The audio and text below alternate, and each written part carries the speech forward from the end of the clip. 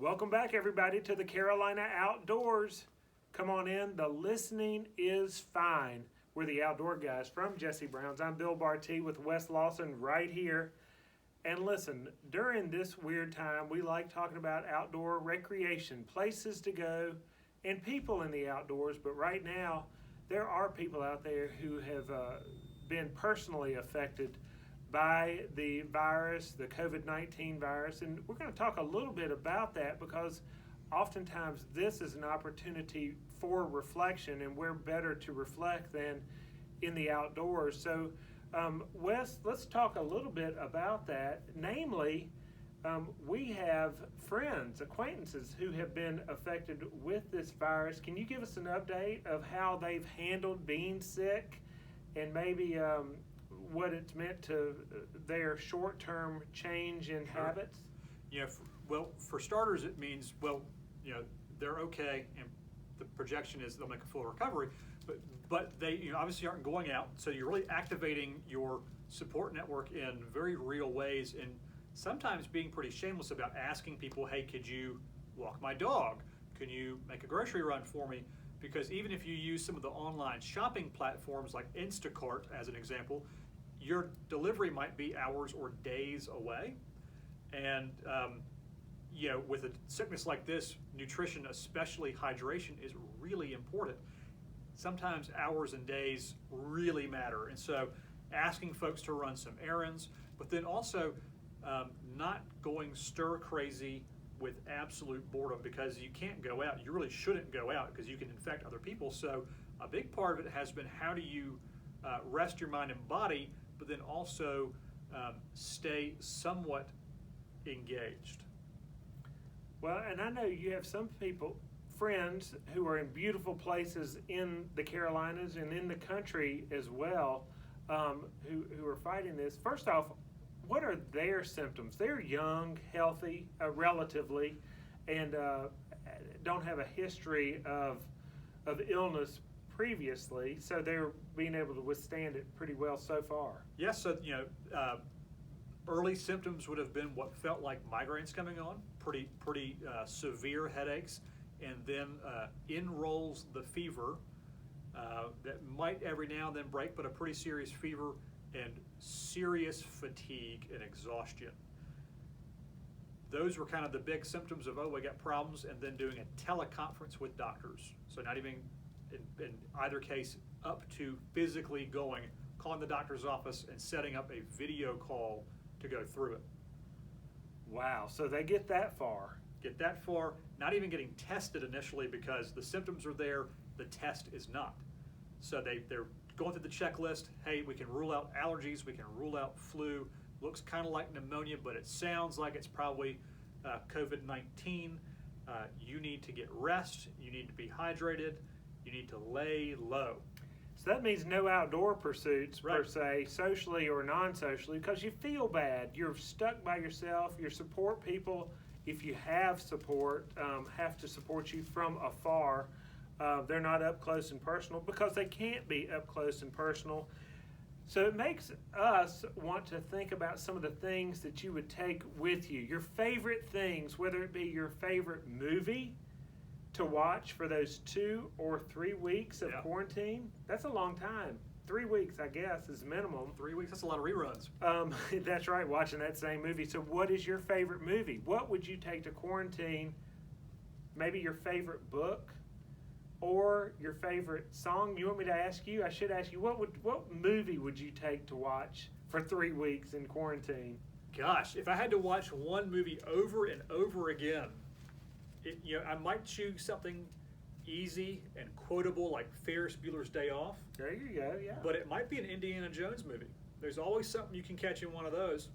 And there's adventure and travels. All the things you can't do are happening right there. That's right. Nuance. There's nuances that you can find every time and live vicariously through Harrison Ford, for sure. I mean, every man wants to be Harrison Ford and every woman wants to be married to him. So why not embrace that for what it is? What about books? Would you take a book in there? Could you read a book in 3 weeks? What's your favorite book? I would. And once upon a time, I thought it was really crazy that people would reread books. But I'm at that stage in my life where I will happily do that. My favorite book of late is a book by an Australian named Gregory David Roberts. It's called Shantaram, and it's just incredible. It is a anthology-sized, thick book, but it has everything from a jailbreak and mafias and gangs and love forlorn and lost and found again and adventure, and it's a great book. I can't recommend that one enough. I would reread that one again. It's like 600 or 700 pages, but it pulls you in. I would read that one. What about you? What would you read? Oh, good question. Okay. I think I would reread as well. One of my all-time favorite books that I've read, obviously, boy, I love that Grapes of Wrath book. And it may fit for these times anyway. Of course, John Steinbeck wrote Grapes of Wrath about the great Western migration here in the United States, a time of change and unease for many people coming from Okies in the Midwestern part of the U.S., many in dire circumstances going out to California. So Grapes of Wrath, put that one on there. I'm a Steinbeck fan from way back. Steinbeck, does a great job. Not always the pick-me-up you're looking for, but the character development and the storyline really do move along. They're hard to beat. I'm going to tell you my favorite. I got a couple of favorite movies, and one of which is a layup because it wasn't really a movie. Made-for-TV series? It was a made-for-TV. Lonesome Dove. Yes, Lonesome Dove. Just like you mentioned with the Harrison Ford, Indiana Jones movies, there's a lot of nuance in there, and it was, 5 different episodes so in long form, 8-hour movie or whatever Lonesome Dove is, based, of course, on the book series or the book Lonesome Dove by Larry McMurtry. I mean, he won a Pulitzer Prize for that one. But the movie is unbelievable. Robert Duvall, not Andrew Glover. Danny Glover. Danny Glover, Tommy Lee Jones, Diane Lane. The list goes on. Angelica Houston. Actors who Ricky you Schroeder, could listen to them read the phone book and it would be enjoyable. Yeah, they're all so good. So I would put that on. But my little tidbit of movies, and these are shorter films, and they're silent films, but I have 2 favorites, and not that I'm that artsy, so don't judge me that way, but Charlie Chaplin had 2 movies within 10 years of each other. 1921, both of these were silent films, but he had a 51-minute movie called The Kid, and it actually was Charlie Chaplin starring in that with a child actor named Jackie Coogan. And Jackie later grew up and turned into the iconic Uncle Fester on the Addams Family. But if you are in a stay-at-home fashion or quarantined or whatever, take 51 minutes and sit in a quiet place by yourself, which is fitting during this time, and watch The Kid. 10 years later, Charlie Chaplin had another film that he put out, and it is recognized to many as one of the greatest movies of all time. Again, silent, 1931's City Lights. So those 2 would be on my list, maybe because they are silent, and you can enjoy them that way. Hey, real quick, let me ask you this. If you could take should I say song or maybe album, would you take a song into quarantine?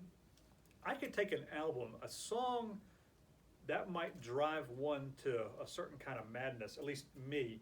But if I had to choose one album, it would probably be a live album because you get more out of it. And I might choose for its overall mood and musicality, probably something like Paul Simon's Concert in the Park, especially in New York. That was a heck of an album. That's a hard one not to like for me because it hits so many genres. And it's put out well. It's almost operatic in how it opens, and there's a rising action, and it's just fun. I like that one. That's a good one.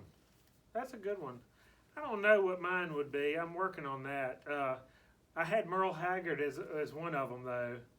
I don't know. Rolling Downhill like a snowball headed for hell. What's that one? what song is that? That's not a pick me up. Yeah, that could be a good one.